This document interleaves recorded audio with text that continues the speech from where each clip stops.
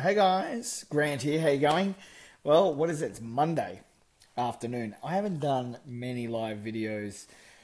Um, well, not as many as I have in the past, actually. So I don't know. You guys always responded well to live videos, and I've been away. I've been doing a whole bunch of stuff in my business. Been working on different projects, working flat out with a bunch of different clients. I thought, you know what?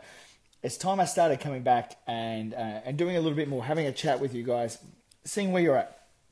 So three big things, not in the order that I wrote them probably. Feeling isolated, getting stuck, repeating old mistakes. How do you stop doing those three things? What are they? Hello, Violet. Good to see you. If you're here, by the way, say hello. Type a message in. Don't be one of those creepy stalker types who just sit there and says, "Oh, I'm going to watch and not do anything." Interact. This is the thing I love the most about Facebook Live is when you see people here. Hey, Mel Hyatt. Good to see you. You're not supposed to have Facebook on. What are you doing? Hey, I'm glad you're here though. It's really cool. And if you're just coming on, hi. It's good to see you. Yeah, busted, Mel. I'm not supposed to have Facebook on either, but you know what? I've got to talk to somebody today. So if you're feeling isolated, if you're getting stuck and you're repeating old mistakes, if that's you, let's have a talk about it. So there's three big things, right? Think about them in terms of circles, three big circles. If you're repeating old mistakes, let's have a look at what you need to do to unplug that problem and get in a new kind of flow. What you need to start doing is having a look at information. So just write that down, information. And there's two types of information. There's the type of information that you bring in, and there's the type of information that you give out. So if you're in business for yourself, you're always, no matter what you're doing, you're giving out information. So you're always bringing in information as well. So your information should be of a very high quality. Pardon me. Facebook Live hiccup. Your information should always be of a very high quality. So is the information that you're getting in from a trusted source? Or is it kind of like that gossip kind of information? Like, you know, I was at a party the other night from my senior pastor's 50th, right? And I'm there, I'm talking to a guy who's a good guy. He's a good guy, he's a business guy, and he's a good guy, but he's not a business coach or anything like that. He's a mechanic, and he's a good guy. And he's like, yeah, business is quiet at the moment, isn't it? Yeah, there's a downturn here, and people are saying, and people are complaining, and this and that and the other, right? And I could have taken that information in and said, wow, well, business is quiet, so it's okay for me to be quiet. I just left the room. So turn around, on my heels, went into another room, had a conversation with somebody else, right? Made a decision in that moment not to take the information in. So there's information in. Now, information out. This is important. Is the information that you're sending out in your marketing and out into the marketplace, is it clear, is it congruent, and is it consistent? Here's what I mean. Is it clear? Is it easy to understand? Is it bite-sized chunks? Is it quick to get? Is it easy? Is it fluid? Or is it complicated? Do people need to think too hard about it? Because you know what, in 2017 marketing, it's got to be quick, it's got to be easy, it's got to be able to be digested quite quickly, right? So is it a big meal or is it a bite-sized chunk? Can somebody just take it in their hand and use it straight away? Or is it cumbersome and tiring? Do people have to think too much about it? If it's that, you're probably got to change your marketing, right? Second, is it congruent? And what do I mean by that? Are you teaching out of what you're living? I work with a whole bunch of personal trainers. It's really, really fun. I couldn't be a personal trainer because I'm overweight, right? And I'm not massively overweight, but I'm not fit. I'm not fitter than the people I want to be training. And I was talking to this personal trainer this morning, a good friend of mine, and we were talking about fat personal trainers, right? So, and we had a bit of a laugh. And if you're a personal trainer, like Mel is on here, it wasn't Mel I was talking to, by the way, so let's not get Mel into any trouble. But Mel is a personal trainer. Would you trust, and comment below, would you trust a fat personal trainer? Yes or no? Would you go to a hairdresser with terrible hair? Would you... You get what I mean, right? Would you go to a barista? It wasn't Mel. Would you go to a barista and have them make you a coffee if they hated coffee? Would you? Is your message that you're putting out to the marketplace, is it congruent? Do you live your message out? So many, and I shouldn't pick on them, but there's so many well-meaning people out there that call themselves business coaches and all that sort of stuff. And that's fine if they want to do that. It's absolutely cool. But you know what? I look at the message and I look at their real life and I look at what's going on, whether it's congruent, consistent, and clear, easily understood. Sometimes it's not. Let's move on. Let's go to the second circle, right? So the first circle is information. Second circle is implementation. So once you've got the info, what are you doing with it? So many people get information and then they say, oh, I've read that book, or I've done that course, or I've seen that thing, or I've spoken to that guy. Some people even go, oh yeah, well, I know that person, or I've done that in the past, or I've read that thing, or whatever it is, right? But implementation helps you to, I said there was the 3 big problems: repeating old mistakes, getting stuck, and feeling isolated. If you're stuck, implementation of your information helps you to get unstuck. But I had a great chat with a terrific fella, not even half an hour ago. He knows so much stuff, but he's got implementation anxiety, I think, right? Great guy, implementation anxiety. So here's how you overcome it. I learned this from a guy called Adam Voigt, and I went to school with him. I interviewed him on a podcast, and I learned it whilst interviewing him on a podcast. And he talked about deep level consideration. And I'm like, oh, I got all ooey gooey over deep level consideration. That looked like a thumbs up from Shannon Barry. G'day Shannon. Deep considerate thought.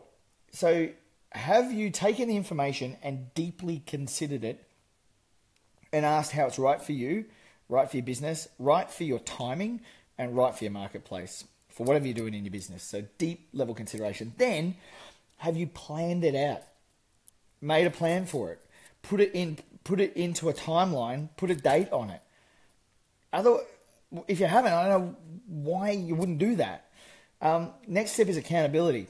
Have you made a promise to yourself and to others who are in your life to actually do the stuff and to get on with it? And then being accountable to yourself, being accountable to your team, being accountable to others. It's that implementation of that information that helps you to get unstuck. Third thing, last thing. Attitude. You don't have a money problem, you've got an attitude problem if you've got a money problem. So your implementation and your attitude together give that plan direction, because your attitude will keep you stuck.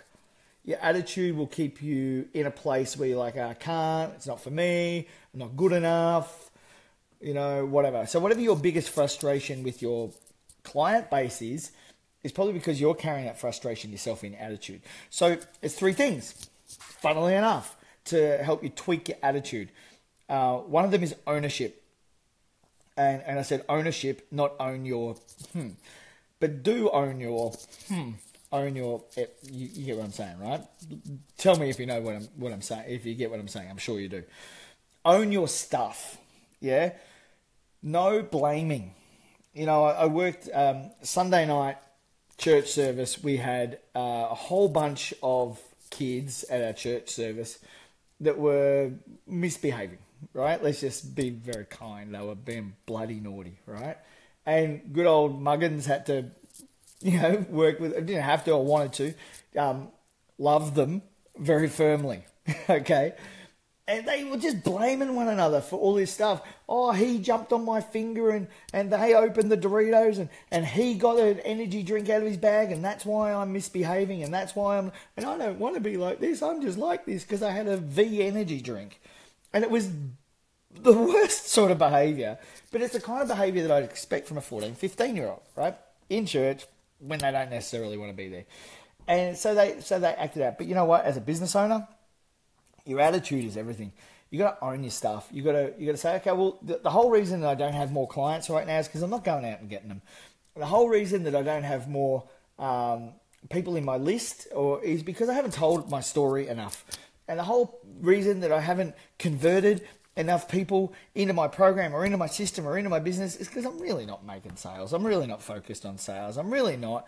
I'm happy, I'm content, I'm probably a little bit scared, I'm probably a little bit nervous, I'm probably not doing everything I should, I'm probably not focused on the right things, I'm probably not going in the right direction, I'm probably not looking at my plan enough, I'm probably taking too much time doing too much stuff that's not earning me enough money, that sort of thing. That's attitude. And if that's you, you've got to take a bit more ownership, a bit more accountability, and a bit more responsibility. And sometimes that means letting go of some stuff that's not making you the money. So if you're doing things right now that aren't leading you to more sales, aren't leading you to getting your message out there, then you'll probably still be feeling stuck, repeating old mistakes, and feeling isolated. Hello, Rebecca May Kemp. Hello, it's nice to see you here. So if that's you, why don't you let me know? Comment below if you resonate with any of those things. Do you feel stuck in any way? If you do, just type in feeling stuck. If you feel isolated or alone, and let's face it, leadership is a lonely place. Just type in feeling alone, and I'll know that that's you. I'll know who I'm talking to. And then if you feel like you're repeating old mistakes, just type in repeating old mistakes and let me know. And we can pick up a chat offline. I'll probably open up a chat with you, window with you if that's you, and I'll know who I'm talking to. I might have something for you. You know, I've got a folder full of stuff sitting here next to me. There might be something cool I can send you. So if that's you, let me know. Love to talk with you. But thought I'd just have a little chat. By the way, here's how I do Facebook Live. I got this sitting behind the camera. So that's sitting in there. That's my model that I was speaking of today. If you'd like a copy of that, let me know. And I'll take a photo of it and I'll send you a copy in a chat window. And we can start having a chat. If you don't have a business plan, either, by the way, or if you'd like to grab a copy of my monthly magazine that comes out, which is really cool. It's very pretty, lots of pretty pictures. Jump on my website, grantmullin.com.au, and you'll get all the good stuff over there.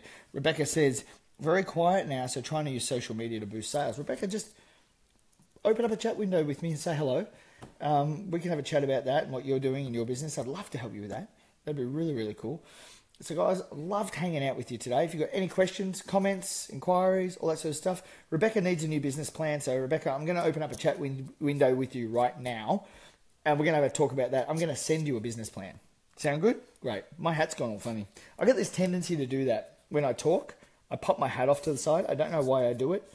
What are your funny, quirky habits? Let me know in the comments below. That's it. I'm out of here. Rebecca, you and I are going to have a chat.